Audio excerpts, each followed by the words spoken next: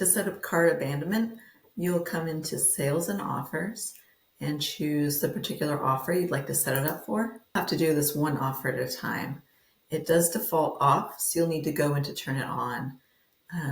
Once you come into Sales and Offers, here's the offer. Just click on Settings, and it's actually down here where it says Send Cart Abandonment Emails.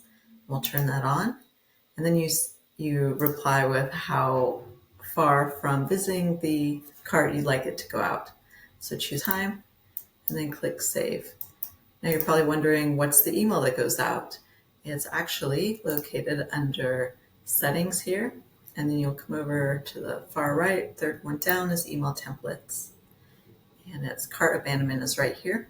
And when you click on it, you can see that you can update this as much as you'd like, but you probably don't want to mess with things within the bracket like that, because this is one cart abandonment email for all your offers. So if you start to create more products in the future, what it's going to do is take the name of your offer and insert it in here.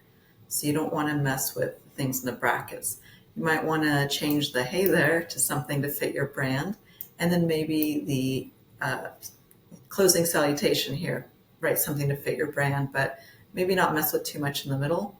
Instead of, we noticed that you were about to purchase this but didn't finalize your order, maybe you can change something like that but keep the brackets. But you get the idea of how to update it. And you can also update the subject line and then preview it.